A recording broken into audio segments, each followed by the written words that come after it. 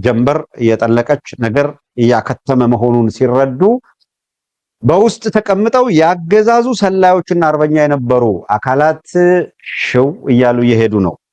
ጠናክረን ብለነዋል። ኢያሱ አባተ ረዳት ፕሮፌሰር መሰናበቱን ሰምተናል፣ መሄዱን አድምጠናል። እና ጉዞህን ምንድነው ጨርቅ ያርግልህ ምናምን እያልን አንመኝም። እሾክ ያርግለት እንጂ የምን ጨርቅ ነው? ለሚሄድ ሰው የራስ ጉዳይ ቀጥል ማለት አንድ ነገር ነው። ግን ይሄ ትግል እየጠራ ኩልል እያለ እንዲሄድ የሚያስችለው ሁኔታ እየተፈጠረ ነው። በነገራችን ላይ ምንም እንደው ሊቆጨን የሚችል አንዳች ነገር እንዳይኖር አድርገን በብዙ ርቀት የሄድንበትን ለፉከራ ለቀረርቶ ምናምን ሳይሆን እያንዳንዱን ይሄን እንቅስቃሴ የብአዴን አምስተኛው ረድፍ በውጭ ያለው በውስጥም ያለው ጠቅላላ ኔትወርኩን በተመለከተ ውይይት ያላደረግንበት አመራሩ ጋር ያልተነጋገርንበት ጊዜ የለም። በከፍተኛ አመራር ደረጃ ቱ ቢ ኦነስት በአንድም ጉዳይ ትንሽ ስተናል የምንልበት ነገር የለም። በጣም እጅግ ለማመን ይቸግር የነበረው በመንሸራተት ሂደት ውስጥ ኮሎኔል ፋንታሁን እዛ ድምዳሜ ላይ ይደርሳል የሚለውን ለመቀበል ከመቸገር በቀር በብዙ ባክ ኤንድ ፎርስ ዘግይተን ነገሮቹን ከመረዳት በቀር ሌሎቹ ያሰላለፍ ሂደቱ ምን እንደነበረ ግልጽ ነው። በአጠቃላይ ዳውንት የነበረው ቡድን ምን አይነት እንቅስቃሴ ያደረገ እንደነበረና የብአዴን አምስተኛው ረድፍ መቼና በምን ሁኔታ እንደተፈለፈለ መረጃውን በማግኘት ረገድ ቀዳሚ ነን ማለት እንችላለን። ፍሬም አድርገን አምስተኛ ረድፍ የሚል ስያሜ ከሰጠን በኋላ ከላይኛው አመራር እስከ ታችኛው አመራር ድረስ ከፍተኛ ተቃውሞ ነበረ። በደጋፊዎችም ዘንድ ይሄ ነገር አፋሕድን ለመጉዳት ነው የሚል ጥርጣሬና ቅራኔዎች ነበሩ። ለቅራኔዎቹ እድል አልሰጠንም። አንዳንዶቹ በፍጹም የዋህነትና ከልባቸው በመነጨ የትግል ስሜትና እምነት እንደሆነ አጥብቀን ስለምንረዳ፣ አንዳንዶቹም አሰላለፋቸው ያንኑ የብአዴን የአምስተኛው ረድፍ ፕሮጀክት አስፈጻሚዎች ስለሆኑ በዚያ መደናገር ውስጥ ለሚፈጠር ችግር እነሱም ተጠያቂ ስለሚሆኑ የተሰጣቸውን ኃላፊነት ለመወጣት ጥረት ያደርጉ ነበር። ስለዚህ ሙግቱ በአደባባይ ነው። በነገራችን ላይ በጣም አስቸጋሪ የነበረው በተለይ ስም ጠርቶ ከሌ በዚህ መንገድ በዚህኛው አሰላለፍ ላይ ያለ ለማለት እጅግ አስቸጋሪና ፈተና የሆነው ምን መሰላችሁ? ይሄ አምስተኛ ረድፍ ላይ ያለውን አሰላለፍ ለሚመለከታቸው አካላት ከመንገር ባሻገር ነገሩን በሚዲያ ኤክስፖዝ ለማድረግ ሁለት መሰረታዊ ፈተናዎች ነበሩ። ጭንቅ የሆኑ ፈተናዎች። አንድ፣ የድርጅቱ ከፍተኛ አመራሮች ይሄንን ነገር ለኛ ተውልንና መረጃውን ሰጣችሁናል፣ አምስተኛ ረድፍን በሚመለከት አጥርተን በየደረጃው ድርጅቱን በማይጎዳ መልኩ ውሳኔ ማሳለፍ የኛ ጉዳይ ስለሆነ እባካችሁ ጊዜ ስጡንና አመራሩ በጉዳዩ ላይ ስራ እየሰራበት ነው የሚል ነበር። ይሄንን ከመቀበል ውጭ አማራጭ አልነበረም። ሁለተኛውና በጣም ፈታኙ ነገር እንዲህ ያሉ የውስጥ አርበኛ ሆነው ላገዛዙ በባንዳነት ስለላ የሚሰሩን የብአዴን የአምስተኛው ረድፍ አስፈጻሚ ኃይሎች ከዚያ ሜዳ ላይ ከትግሉ ሜዳ ፈቀቅ ሳይሉ በፊት በስም ጠርቶ ኤክስፖዝ ማድረግ ያለው ፈተና ልክ ኤክስፖዝ ከተደረጉ በኋላ አይጠቅሙም ብሎ ካሰበ ራሱ አገዛዙ እርምጃ ይወስድባቸዋል። ያን ጊዜ እነሱ ሂሮ፣ እኛ ደግሞ ሂሮ እንዲጠፋ ያደረግን ተደርጎ ፈተና ይመጣል። ስለዚህም እያወቅን እንኳን መረጃውን አገዛዙ ኢረሌቫንት ናቸው ሁን እዛው ሆነው ሳለ ተጋልጠዋል አይጠቅሙኝም ብሎ እርምጃ ቢወስድባቸው በስማቸው ዘመቻ ይከፈት ይባላል። ከበሮ ድቤ ይመታላቸዋል። ኧረ ቀርነ መለከት ይነፋ የሚባልበትም ጊዜ አለ። ያን ጊዜ ነከሌን ታርጌት አድርገው እንደዚህ አድርገው ስሙን አንስተው እንትናን ብለው የሚል ይመጣል። በእርግጠኛነት የምንነግራችሁ አሁን ሹልክ እያሉ ላገዛዙ የሚሰጡ አካላትን እኛ ቀደም ብለን በስም ጠርተን ኤክስፖዝ ብናደርጋቸው አምስተኛ ረድፍ ያለውን በተናጠል እከሌ ብለን ስም ብንጠራ ኑሮ አገዛዙ እዛው ሜዳ ላይ እያሉ አንድ እርምጃ ይወስዳል። አንድ ድንጋይ ሁለት ወፍ አላተረፈም፣ አልመታም። ስለዚህ በትግሉ ውስጥ ሌላ አንገት መድፊያ፣ ሌላ እርስ በርስ መጓተቻ ነገር ያበጃል። ለኛ እጅግ ሲበዛ ፈተና ነው። ስለዚህ የተሻለው አማራጭ ድርጅቱ በከፍተኛ አመራሮች ደረጃ ነገሩን እንዲያየው ማድረግ ነው። ከዚህ ቀደም ዋጋ ስለከፈልንበት ሂደት አሁንም ጭምር በጣም ጥንቃቄ በተሞላበት መንገድ ስም ከመጥራት እየተቆጠብን ያለነው ያልነገርናቸውና ከፍ ያሉት አመራሮች የማያውቁት የለም እያልኩ አይደለም፣ ያውቁታል። በየስቴፑ እያንዳንዱን ነገር አንስተን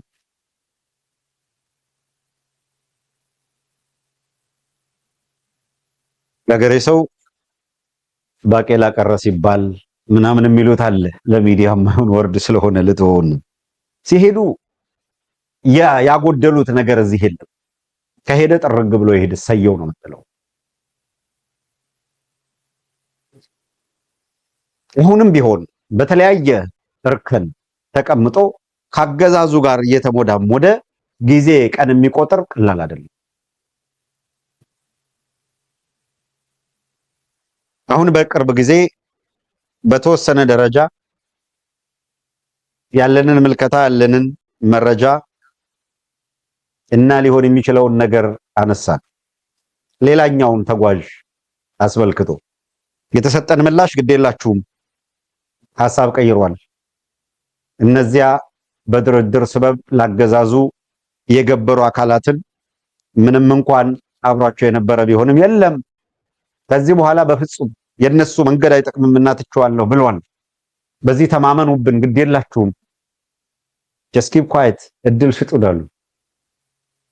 ሚዲያ ላይ በመጫጫህ የሚተረፍ ነገር የለውም። መሬት ላይ ትግል እያደረጉ ያሉትን ሊጎዳ በማይችል መልኩ ሁልክ ብሎ እንደዚህ ከሄደ እንጦሮጦስ የሚያደርሰው የተሻለ ቦታ የሚያደርሰው ይሂድ። ሁልጊዜም በህሊናችሁ 100 ሺህ ሰጣለው በሉ፣ በሬ ገዛለው በሉ ያለውን ጀነራል አስቡት። እሱን በልኩ ካርከመው መግቢያ መውጫ ሳጥተው በየቦታው እያፈረሱ በየቦታው እየበተኑ በየቦታው እጅ ወደ ላይ እያሰኙ ወደፊት የሚገሰግሱ ኃይሎች መኖራቸውን ከግምት ካስገባችሁ እዛ ላይ ደዋል ማድረግ። አሁንም ደጋግመን የምንወስደው የሆነ አካል በሄደ ቁጥር ባገዛዙ ሰፈር ከበሮ መምታት፣ ድቤ መምታት፣ ሆይ ሆይ ማለት ምናምን የተለመደ ነው።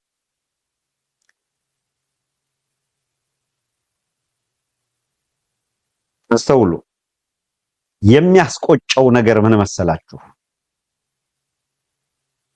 ምኑንም ባልተረዳው መንገድ ሰለባ የሆነው ክፍል በጣም ከውስጤ የማይወጣ ሀዘን የሚሰማኝ እንደ ከፍ ያለው ደሴ ያሉትን ሰዎች ሳስብ በፍጹም ቅንነት፣ በፍጹም ጀግንነት፣ በፍጹም ታማኝነት ትግሉ ላይ ያተኮረ በማናቸው መልኩ አንገት ሊያስደፉት ሊያስቀለብሱት የሚችሉበት መንገድ የሌለ በተለያየ መንገድ የወከባ ሰለባ አድርገው በመጨረሻ ዛሬ የከዱ እጅ ሰጡ የሚባሉ አካላት በዙሪያው ከበው የጥይት አረር እንዲበላው ያደረጉ ናቸው። ለብአዴን ታማኝነታቸውን ለማሳየት ከፍ ያለው ደሴን የመሰለ ጀግና ከጋይንት እንዲነቅሉ የተሰጣቸውን ትዕዛዝ ፈጽመው በመጨረሻ እጃቸውን ወስደው አስረከቡ። ይሁዳ በመሳም አሳልፈው ከሰጠ በኋላ በእውኑ ጌታህን በመሳም አሳልፈህ ትሰጣለህን ሲባል ምንድነው ያለው? አሳልፎ ሰጥቶ ዘወር አይደለም። ምድር አልተቀበለችውም። ሊንጠለጥልባት ሊታነቅባት የወጣባት ዛፍ አዘንብላ ሞቱን ከማፋጠን ይልቅ ስቃዩን አስረዝመዋለች። ሞት እንኳን ተጠይፎት ነበረ። የሰራው ክህደት ከባድ ነበረ። አንዳንዶች ሞት ይጠየፋቸዋል። ሁኔታዎቹን ቀለል አድርገን አይረቤ ነው ብለን መሻገር ብቻ አይደለም። ከእያንዳንዱ እንቅፋትና ከእያንዳንዱ ውድቀት ትምህርት እየወሰዱ መሄድ ከተቻለ እያንዳንዱ ውድቀት የየራሱ መነሳት ይዞ የሚመጣ ነው።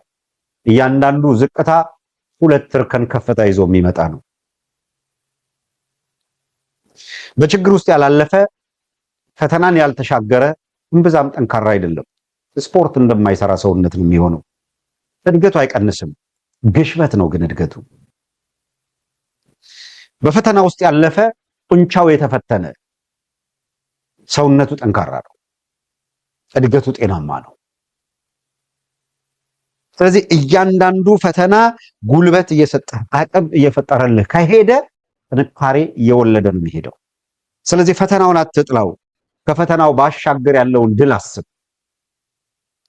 ለተወሰነ ጊዜ በዋሻ ውስጥ መቆየት ተስፋ ያስቆርጥህ። በዋሻው ቀዳዳ ውስጥ አሻግረህ ያንን ሰፊ ብርሃን የምታይበትን ተስፋ ላለማጣት ጥረት አድርግ። ያን ጊዜ ታሸንፋለህ።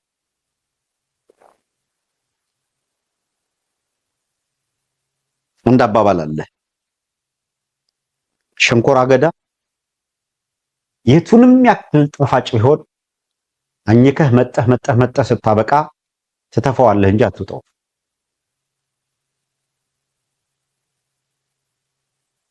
አንዳንዶች የቱንም ያህል መልካም ቢሆኑ ለመዋጥ የማይበቁ ይሆናሉ። የሆነ ጊዜ አላቸው ሊታኘኩ ጥቅም ላይ ሊውሉ የሚችሉበት ጊዜ፣ ነገር ግን መዋጥ የሚችሉ አይደለም። መጨረሻ ላይ የሚተፉ ናቸው። በሁለቱም ወገን በራስ ህዝብ ወገን አርበኛ እየተባለ ደግና እየተባለ ስም እየተሰጠው ምናምን ቆይቶ ሲያበቃ ያ ሲያመሰግነው ሲያከብረው የነበረ ከሌላት ላይ ቅንሳ እየሰጠች እናት ከትርፍ አይደለም ከዋናዋ ምን ዋና አላት ከሌላት ላይ መቀነቷን ፈታ።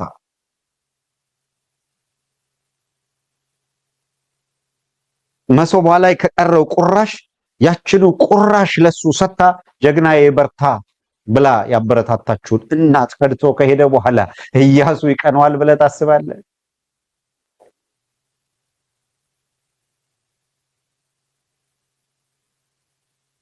እንደዛ አይነት ሰዎች ይቀናቸዋል ብለህ ታስባለህ? ባዴንነት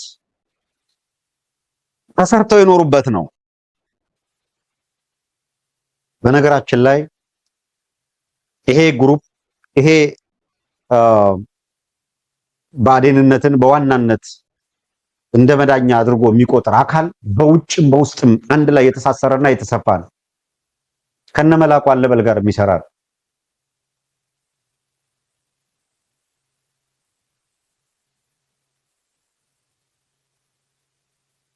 እዚህ ተቀምጠው በእኛ ላይ ውርጅብኝ ያላወረዱ የለም አይደል? እዚህ ዋሽንግተን ዲሲ አካባቢ ዊኖስ ኤክስፖስ ስላደረግናቸው ማታ ማታ ከባዴን ጋር በዙም ስብሰባ የሚያመሹ አካላት ቀን ቀን ግን የአፋሕድ ተወካይ ነን ብለው መጡ። አረ ስለ ፈጣሪ አይደላችሁም፣ መስመራችሁን ለዩ። ድርጅቱን ነገርን፣ ትክክል አይደላችሁም። በውጭ ያቋቋማችሁት ቲም ጋንጋፕ አድርጓል። የድርጅቱን ማጠቃለያ እየሰሩለት ነው። ባዴን ነፍስ ዘርቶ አምስተኛው ረድፍ ትግሉን እየተቆጣጠረው ነው የሚገኘው። ይሄንን ነገር እባካችሁ ያላልነው ነገር የለም።